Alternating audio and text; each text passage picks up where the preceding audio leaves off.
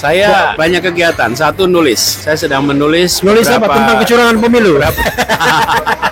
Beberapa buku. Nanti Tentang mudah-mudahan nggak terlalu lama lagi keluar. Oke, mayoritas tentang? Ada tentang demokrasi, tentang ekonomi, tentang pendidikan. Tapi insya Allah nggak lama lagi keluar.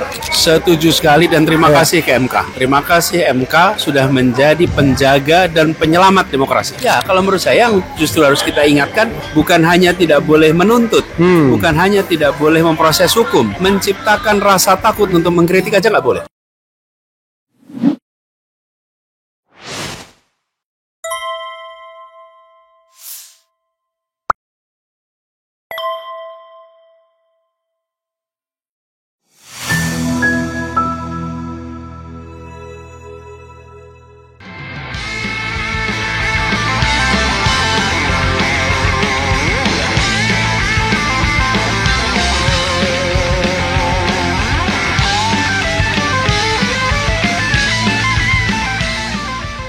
Bangun tidur gitu, 7 Mei nih ada kan selamat ulang tahun kalau gitu. Amin mudah-mudahan. Assalamualaikum warahmatullahi wabarakatuh, sobat-sobat semuanya dimanapun Anda berada.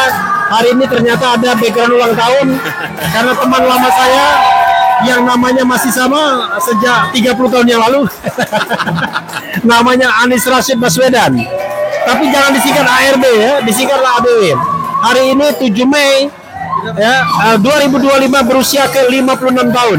Nah, saya pengen tahu apa yang ingin beliau sampaikan. Terserah, boleh 2 jam, silakan. Ini Refli sama teman-teman bikin kejutan. Saya diundang makan siang. Saya udah ngira nih, ini pasti ada sesuatu. Karena dari weekend kemarin udah minta, pokoknya kosongin siang. Oke, saya bilang saya datang dah. Dan benar ternyata pada kumpul di sini sama teman-teman. Refli, Bang Habil dan Uco nih, Uco sebelah saya, Cok. Masuk, Cok. Siap. Senang sekali bisa kumpul. Apa ya? Kalau sekarang itu rasanya mensyukuri aja, Ref. Syukuri, dan buat teman-teman semua, pokoknya ikuti percakapan di tempat Refli. Cadas, cerdas. Iya. Tapi kan sesama pengangguran dilarang saling mendahului kita. Aman. Tapi dia high quality pengangguran. Kalau saya kan low quality pengangguran. Jadi Mas Anies ya, buat teman-teman sekalian, ini apa yang dilakukan sehari-hari sekarang. Orang kan pengen tanya, apa sih kegiatan seorang Anies Baswedan setelah tidak lagi di DKI, tidak lagi ikut kampanye dan lain sebagainya. Saya banyak kegiatan. Satu, nulis. Oke. Saya sedang menulis. Nulis apa? Tentang kecurangan pemilu? Beberapa buku. Oke. Nanti Tentang apa? mudah-mudahan nggak terlalu lama lagi keluar. Oke, mayoritas tentang? Ada tentang demokrasi, tentang ekonomi, tentang pendidikan. Tapi insya Allah nggak lama lagi keluar. Oke. Terus tentu aja diskusi. Oke. Memenuhi undangan dari berbagai kota. Ya. Kemudian pertemuan-pertemuan khusus.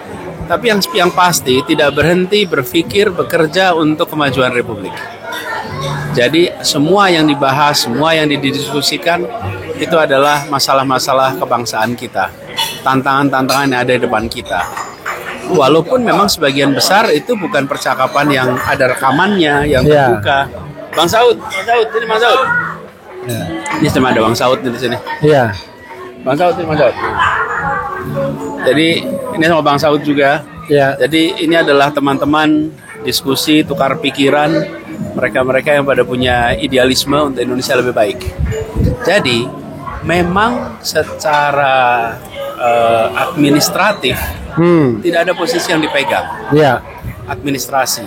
Tapi kita kan tidak hidup dalam administrasi. Kita hidup dalam substansinya. Bahwa kita sedang bekerja, berpikir untuk Republik, apapun posisi dan peran kita. Jadi itu yang tidak berhenti. Jadi Ref kalau ditanya apa kegiatannya keseharian, sebetulnya malah lebih padat, Ref. Ngaturnya lebih susah. Lebih sulit mengaturnya. Karena unstructured. Unstructured. Dan saya bayangkan setiap saat orang mau datang ke sana juga ya, tetap. Iya, dan banyak pagi, siang, sore, malam tukar pikiran. Lumayan juga itu untuk menjamu tamu-tamu yang tak diundang itu. Jam 5 udah bangun beliau. Oke. Udah di doorstop sama teman-teman. Jam 5 pagi udah ada yang datang ucapin selamat.